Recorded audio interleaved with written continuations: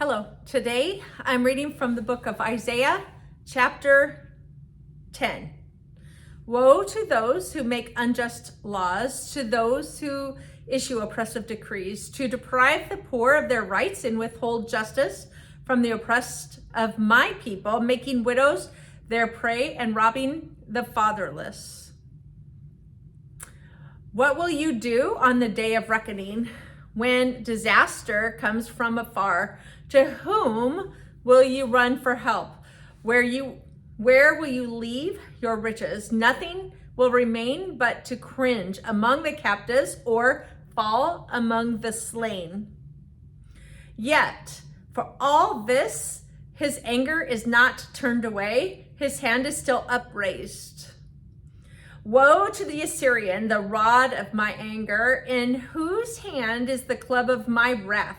I send him against the godless nation. I dispatch him against the people who anger me, to seize, loot, and snatch plunder, and to trample them down like mud in the streets. But this is not what he intends. This is not what he has in mind. His purpose is to destroy, to put an end to many nations. Are not my commanders all kings, he says? Has not Calno fared like Karishmish? Is not Hamath like Arpad, and Samaria like Damascus? As my hand seized the kingdoms of the idols, kingdoms whose images excelled those of Jerusalem and Samaria, shall I not deal with Jerusalem and her images as I dealt with Samaria and her idols? When the Lord has finished all his work against Mount Zion and Jerusalem, he will say, I will punish the king of Assyria for the willful pride of his heart and the haughty look in his eyes. For he says, by the strength of my hand, I have done this, and by my wisdom, because I have understanding. I removed the boundaries of nations. I plundered their treasures like a mighty one. I subdued their kings. As one reaches into the nest, so my hand reaches for the wealth of the nations. As people gather abandoned eggs, so I gathered all the countries. Not one flapped a wing or opened its mouth to chirp.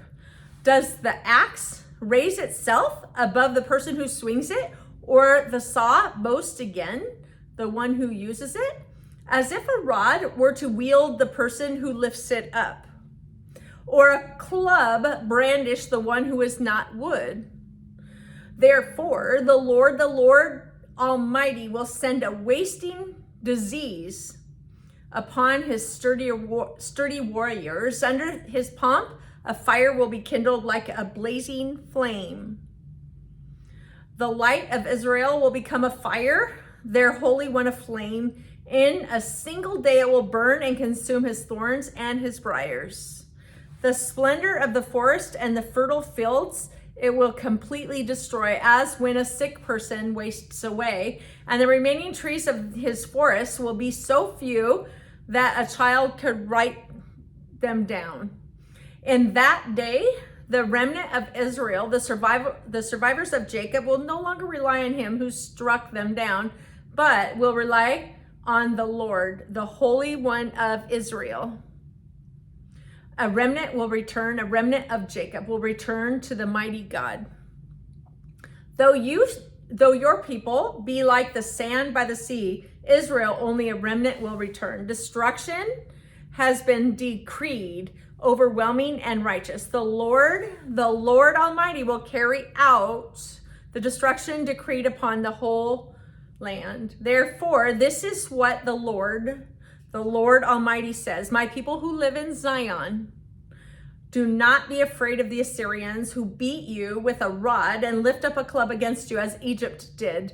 Very soon my anger against you will end, and my wrath will be directed to their destruction. The Lord Almighty will lash them with a whip, as when he struck down the Midian at the rock of Oreb. And he will raise his staff over the waters as he did in Egypt. In that day, their burden will be lifted from your shoulders, their yoke from your neck. The yoke will be broken because you have grown so fat. They enter at Ayath. They pass through Migron. They store supplies at Michmash. They go over the pass and say, we will camp overnight in Geba. Ramah trembles. Gibeah of Saul flees. Cry out, daughter Galim. Listen, Laishah. Poor Anath. Madmenah is in flight. The people in Gebim take cover. This day they will halt at Nob.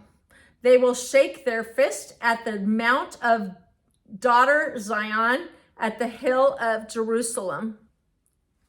See, the Lord Almighty will lop off the boughs from great power. The lofty trees will be felled. The tall ones will be brought low. He will cut down the forest thickets with an axe. Lebanon will fall before the mighty one. Thank you.